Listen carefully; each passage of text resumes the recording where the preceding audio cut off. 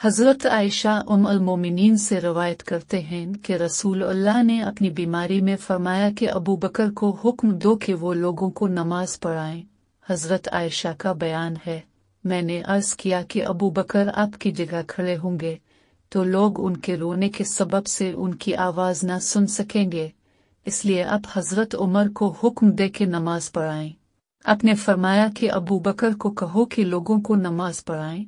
आयशा का बयान है कि मैंने हिफ्सा से कहा कि तुम नबी से अर्ज करो कि हज़रत अबू बकर जब आपकी जगह पर खड़े होंगे तो उनके रोने के सबब से लोग उनकी आवाज़ सुन न सकेंगे, लिहाजा उमर को हुक्म दीजिए कि वो नमाज पढ़ाएं। चनाचा हिफ्सा ने ऐसा ही किया तो रसूल अल्लाह ने फरमाया कि तुम यूसुफ की साथी औरतें हो, अबू बकर को हुक्म दो कि लोगों को नमाज पढ़ाएं। हज़रत हिफ्सा ने हज़रत आयशा से कहा कि मैंने तुमसे कभी कोई भलाई नहीं पाई। नसरी से रवायत करते हैं, मोहम्मद बिन जबीर बन मुतम ने भी इसका जिक्र किया था कि मैं मालिक के पास गया, इनसे पूछा तो उन्होंने बयान किया कि मैं चला ताकि हज़रत उमर के पास जाऊं।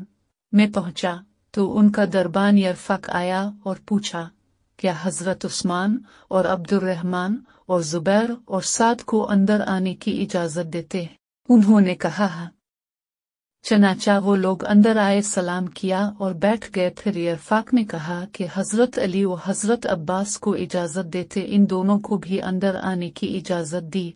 हज़रत अब्बास ने कहा कि अमीरुल मोमिनीन इन दोनों के दरमियान फैसला कर दें और एक दूसरे से निजात पालें।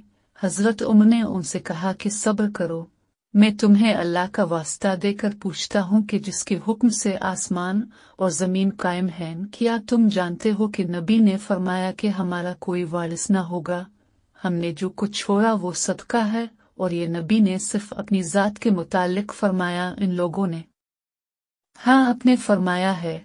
फिर हज़रत उमर हज़रत अली और अब्बास की तरफ मुतवज्जे हुए और कहा कि मैं अब दोनों को अल्लाह का वास्ता देकर पूछता हूँ, क्या आपने ये फरमाया? उन्होंने कहा। हज़रत उमर ने कहा कि मैं तुम लोगों से इसकी हकीकत बयान कर दूँ। अल्लाह ने अपने रसूल को इस माल में से एक मखसूस हिस्सा अता किया जो आपके अलावा किसी को नहीं दिया, इसलिए कि अल्लाह ताला फरमाते हैं, मा अफ़ाक़ल्लाह अली रसूला मन हम फुमा व जिफ्तुम, तो ये ख़ास रसूल अल्लाह के लिए था।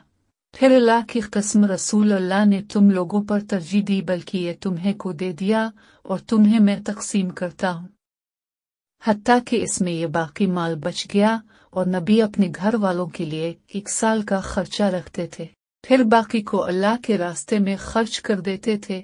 नबी ने जिंदगी भर इस तरह किया। मैं तुम लोगों को अल्लाह का वास्ता देकर पूछता हूँ, क्या तुम लोग इसको जानते हो? उन्होंने कहा हाँ। फिर अल्लाह ने नबी को उठा लिया तो हज़रत अबू बकर ने कहा कि मैं रसूल अल्लाह का वली हूँ।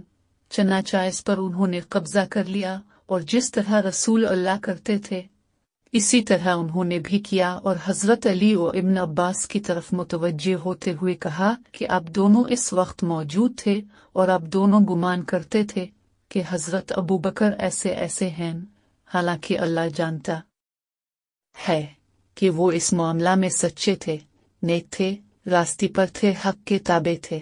फिर अल्लाह ने अबू बकर को उठा लिया तो मैंने कहा मैं रसूल अल्लाह और हज़रत अबू बकर का वली हूँ। मैंने इसको 2 साल तक अपने कब्जा में रखा और इसमें इसी तरह तसर्रुफ करता रहा जिस तरह रसूल अल्लाह और अबू बकर ने किया कि फिर अब मेरे पास आए और अब दोनों की बात यकसां थी और काम भी एक था।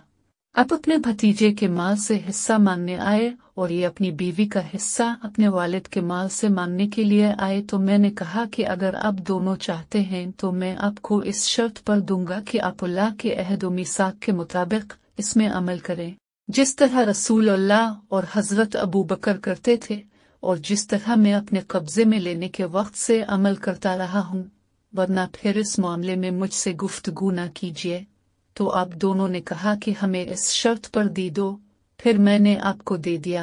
फिर दूसरे लोगों की तरफ मुतवज्जे हुए, फरमाया कि मैं तुम लोगों को अल्लाह का वास्ता देकर पूछता हूँ कि मैंने यहाँ दोनों को दे दिया था। इन लोगों ने कहा हाँ। हज़रत उमर ने कहा कि आप मुझसे इसके अलावा कोई फैसला चाहते हैं तो किस्म है इस ज़ात की जिसके कब्जे में मेरी जान है اور جس کے حکم سے آسمان و زمین قائم ہیں، میں قیامت تک اس کے علاوہ کوئی فیصلہ نہ کروں گا۔